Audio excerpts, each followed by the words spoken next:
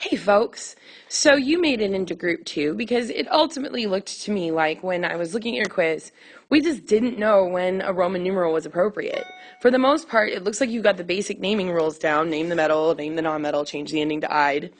But we didn't exactly know when to use a Roman numeral and when not to, and we didn't ever use them right. So I want to talk to you guys really quickly about when do I actually use a Roman numeral, when do I not, and then how do I use them correctly. So if you look at your periodic table, remember we labeled in permanent marker some very important charges, okay? Group 1, always a +1 charge. Group 2, always +2.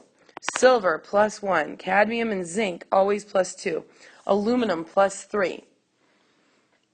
We labeled those guys because those are permanent charges. They're never anything different. Okay? So when another scientist is reading your work, they know that silver has a +1 charge. So you don't have to tell them that. They already know that.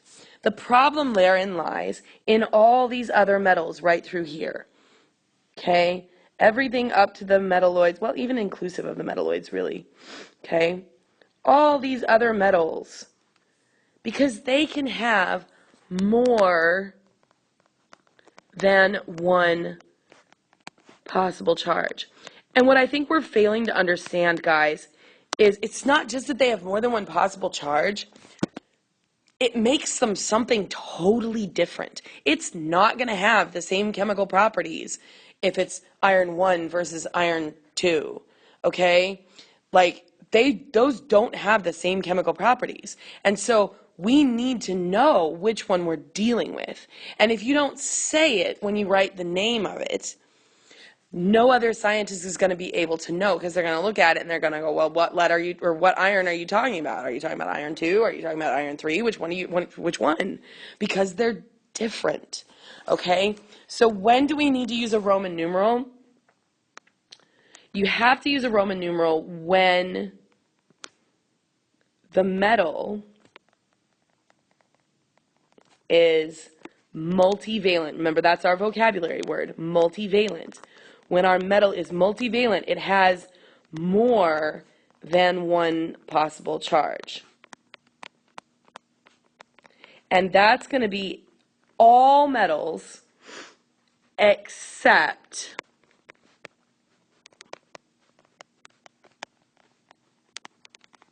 group 1, because group 1 is always 1 plus. We don't have to say it. Group 2, because group 2 is always 2 plus. We don't have to say it. Aluminum, always 3 plus. We don't have to say it. Cadmium, always 2 plus. We don't have to say it. Zinc, always 2 plus. We don't have to say it.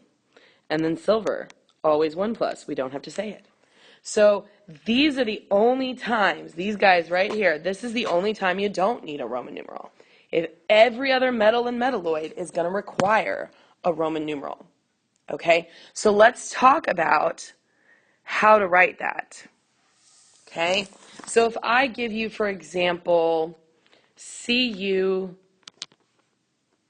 All right?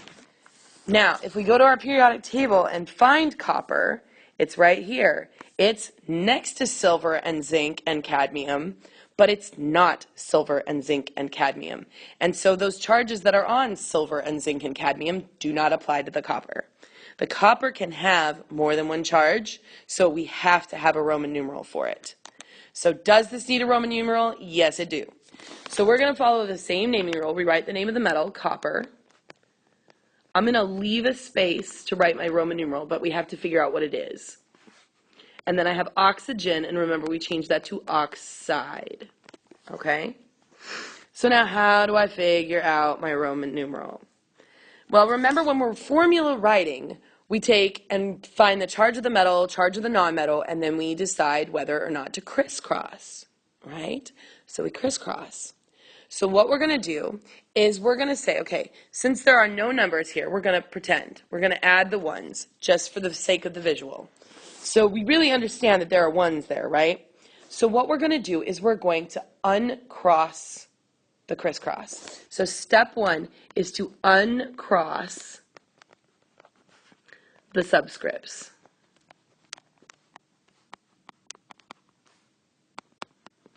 So I'm going to take the 1 off of oxygen, and I'm going to give it to copper, so that's going to be 1 plus. And take the 1 off the copper and give it to oxygen, that's going to be 1 minus. Now, I wish I could tell you that that's where we stop, but it isn't. Because there are certain things that we said had a permanent charge. Specifically, these little non-metal charges up here, those are permanent charges. Oxygen right here, that always has a 2 minus charge, always. It can't have any other charge. But look what we just got. When we uncrossed our crisscross, did our oxygen get a 2 minus charge? No, it did not. It got a 1 minus charge. So step 2 is you need to check the charge of the non-metal on the periodic table. It has to match. So Miss Crane, what do I do if it doesn't match? You just told me oxygen has to be 2 minus, but here I have an oxygen that is not 2 minus, it's 1 minus. What I'm going to do to fix that is I am going to multiply to get it to be what it's supposed to be. So what do I multiply 1 minus by to make it 2 minus? I multiply it by 2. Okay? But that makes my 1 plus for copper actually a 2 plus, and that makes my 1 minus for oxygen actually a 2 minus. Okay?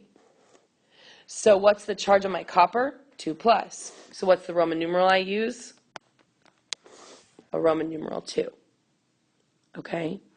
So step 3 is to multiply the charges, all of them.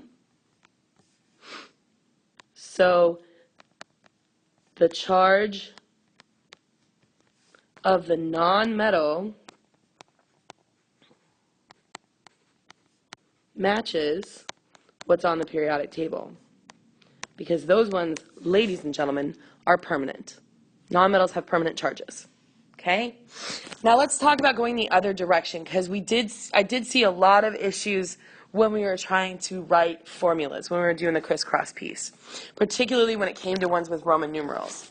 Okay? So let's do an example of that. We've got lead